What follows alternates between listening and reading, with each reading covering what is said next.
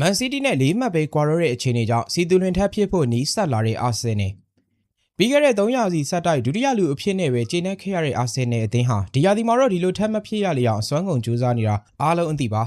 ဒါပေမဲ့ထုံးစံတိုင်းအာဆင်နယ်ရဲ့သဘောကရာသီနောက်ပိုင်းမှာတလွဲလောက်တတ်တဲ့အစင်လာလေးတွေရှိတာမလို့အဆင့်1နေရာမှာရှိနေတာတော့ချန်ပီယံဆုကိုတေချာပေါက်မျှော်မှန်းလို့မရသေးပါဘူး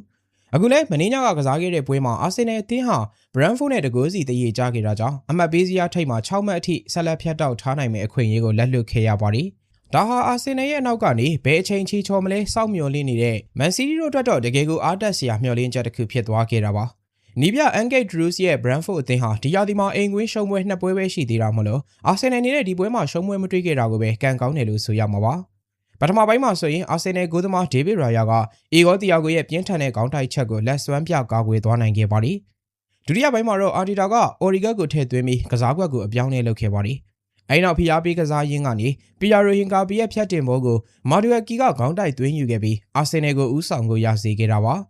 ဒါပေမဲ့အာဆင်နယ်ဟာဦးဆောင်ကိုရပြီးနောက်မှာပွဲကိုဆက်ပြီးထိန်းချုပ်မကစားပေးရတဲ့ဂိုးကိုထိန်းကစားဖို့ကြိုးစားတဲ့အမားကိုလုပ်ခဲ့ပါတယ်ဒါကိုအခွင့်ကောင်းယူပြီးဘရန်ဖို့တို့ကပို့ပြီးယုံကြည်မှုရှိရှိတိုက်စစ်ဆင်လာခဲ့ပါတယ်လူဝစ်ပေါ်တာဟာတောင်းကန်ဘိုးကနေရတဲ့အခွင့်အရေးကိုလွဲချော်ခဲ့ပေမဲ့နောက်ဆုံးမှာတော့ဘရန်ဖို့တို့ခြေပါကူရသွားခဲ့ပါတယ်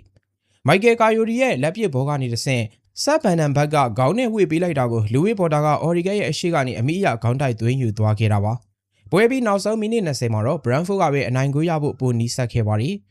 ခရစ္စတီယန်မော်စကွေရာရဲ့နောက်ဆုံးမိနစ်ဖြတ်ထုတ်မှုကြောင့်သာတီယာကိုဂိုးမရခဲ့တာပါတီယာဂိုဟာဒီယာဒီသူ့ရဲ့18ဂိုးမြောက်ပရီးမီးယားလိဂ်ဂိုးကိုရဖို့နာကျင်ချိန်ပုံမှာအခွင့်အရေးရခဲ့ပေမဲ့ကန်ချက်ကဂိုးပေါ်ကျော်သွားခဲ့ပါတယ်တစ်ဖက်မှာလည်းအာဆင်နယ်အတွက်မာတင်နယ်လီရခဲ့တဲ့အပိုင်အခွင့်အရေးကိုဘရန်ဖို့ဂိုးသမားကာလေဟာကရှေ့ထွက်ပြီးကာကွယ်သွားနိုင်ခဲ့တာကြောင့်ပွဲကတော့တည်ရည်နဲ့ပဲပြီးဆုံးသွားခဲ့ရပါတယ်ဒီရလက်ကြောင့်အခုဆိုရင်အာဆင်နယ်နဲ့အနောက်ကလိုက်နေတဲ့မန်စီးတီးတို့အကြောက်ကရမှတ်ကွာဟာချက်က4မှတ်သာရှိတော့တာဖြစ်ပါတယ်အဲ့တော့ပြင်ကုန်မှာအာဒီတာရဲ့အသင်းကလက်ကျန်12ပွဲထဲမှာမန်စီးတီးရဲ့အိမ်ကွင်းကိုသွားကစားရဖို့တပွဲလဲကျန်နေပါသေးတယ်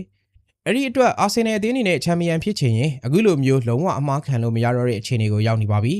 ဘရန်ဖို့အတွက်ဒီတမတ်ဟာသူတို့ရဲ့ပထမဆုံးသောဥရောပဝင်ကွင်းအိမ်မက်အတွက်ကြီးမားတဲ့တွန်းအားဖြစ်စေခဲ့ပြီးအဆင့်900မှာဆက်ပြီးရပ်တည်နေပါတယ်